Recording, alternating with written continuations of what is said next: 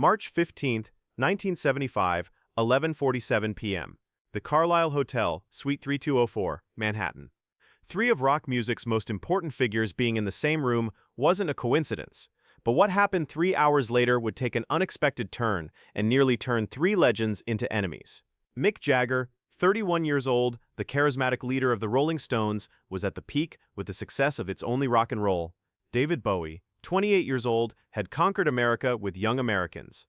Bob Dylan was 34 years old, had received critical acclaim after Blood on the Tracks, but his personal life wasn't in great shape. That night, what happened between these three legends would turn into one of rock music's biggest fights, and it all started with an innocent question.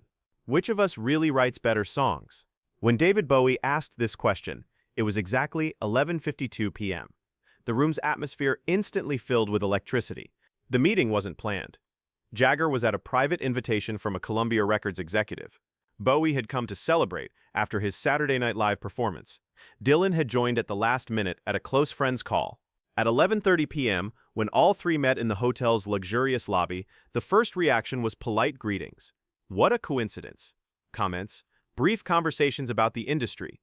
They went up to the upstairs suite at Bowie's suggestion. The first 20 minutes passed normally.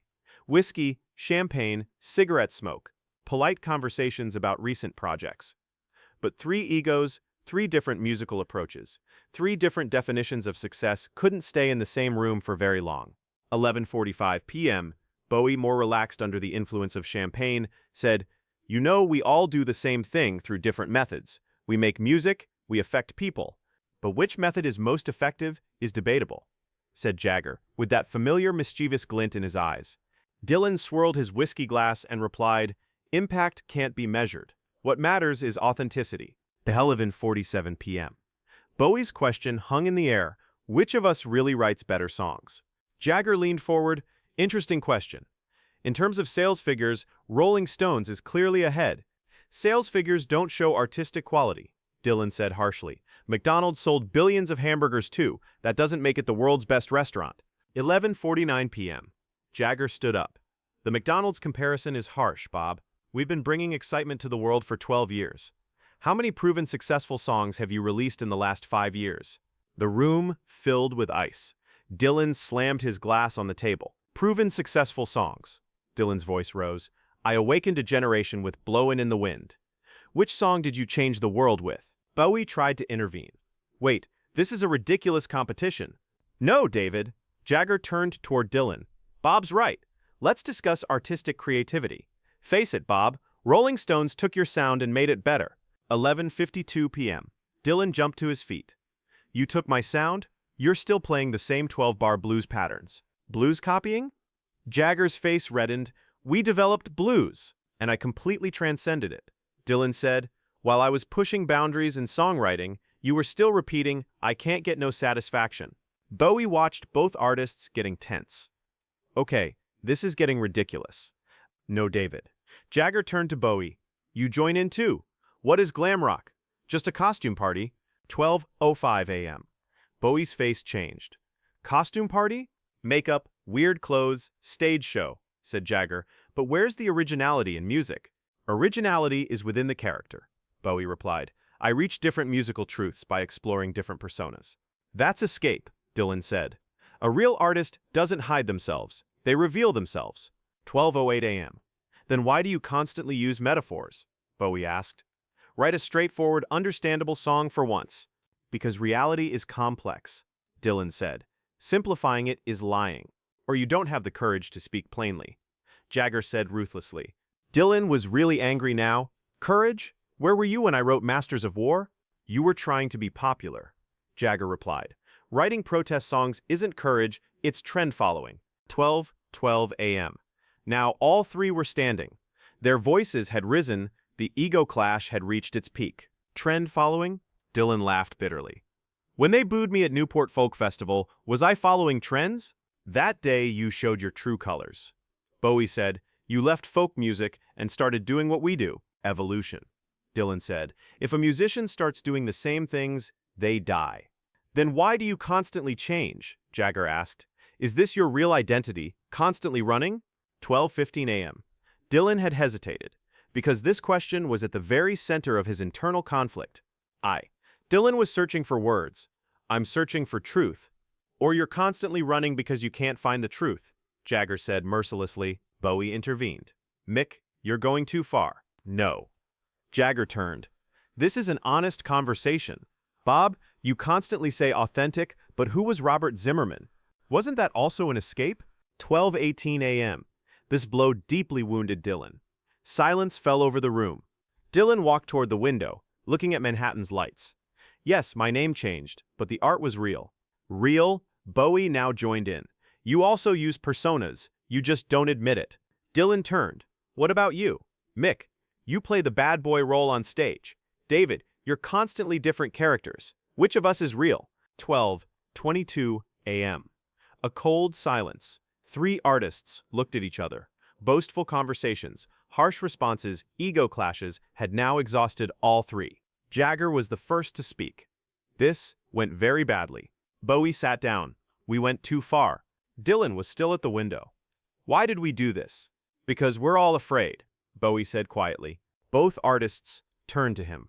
Afraid of what? Jagger asked. Of not being enough, Bowie said. I killed Ziggy because I realized I was hiding behind him. You're also hiding behind your own masks. What masks? Dylan asked, turning from the window. Mick, you wear the bad boy mask, but you're actually a very successful businessman.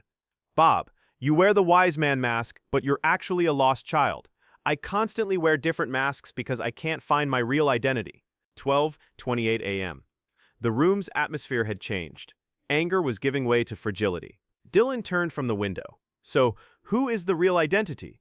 Maybe real identity is the sum of masks, Bowie said thoughtfully. Maybe none of us are just one thing. Jagger went to the bar, poured himself whiskey. Maybe so. But what we did tonight was very wrong. Yes. Dylan agreed. We belittled each other. The competitive feeling is very strong, Bowie said. Especially when working in the same field. But we don't work in the same field, Dylan said. You do theatrical rock. Mick does blues rock. I do folk rock. 12:35 a.m. Jagger turned. You're right. We all have our own unique place. Bowie stood up, extended his hand to Dylan. I'm sorry, Bob. I judged you. Dylan shook his hand. I'm sorry, too. I spoke too harshly. Jagger also approached. I'm sorry, too. I was being egotistical. All 3 shook hands with each other. The atmosphere had softened, but something had changed between them. 12:42 a.m. This night never happened, Bowie said. Agreed? Agreed, Dylan said. Agreed, Jagger confirmed. But all 3 knew that the words spoken that night wouldn't be erased from their memories. They left at 1:30 a.m. Politely, but with farewells that weren't as warm as before. In the following days, all 3 thought about that night. The words they had said, the anger they had experienced, the truths that had emerged. Dylan realized that his constant search for change was actually a search for identity. He understood that he needed to accept his own fragility. Jagger understood that Rolling Stones needed to be much more than just the bad boy image.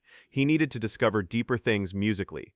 Bowie focused on finding the real artist, hiding behind persona games. He thought about that night while drawing his musical identity after Ziggy. Interestingly, this confrontation had a positive effect on all 3 of their careers. In 1976, Dylan released the Desire album. More authentic, more personal songs, as if he had taken into account the Speak Plainly criticism from that night. Rolling Stones tried different musical styles with Black and Blue in 1976, reggae, funk, blues rock mixtures. Jagger's emphasis on evolution became visible. Bowie created the Thin White Duke character with Station to Station in 1976, but this time, the real emotions behind the character were more clearly visible, as if that night's argument had challenged and grown all 3 artistically. In the 1980s, all 3 hinted at this night in various interviews, but never gave details. Dylan in a 1985 interview. Sometimes we have very open conversations with other artists. These arguments can be painful, but necessary. Jagger in 1987. Sometimes I have ego clashes with my musician friends. This challenges us, makes us grow. Bowie in 1990. In the 1970s, I had some very intense conversations some nights. These conversations shaped my artistic identity. None gave direct references, but the music community didn't doubt that this night had happened. In the 2000s, all 3 encountered each other at various events. They behaved politely, respectfully, but distantly. The warmth of 1975 never returned.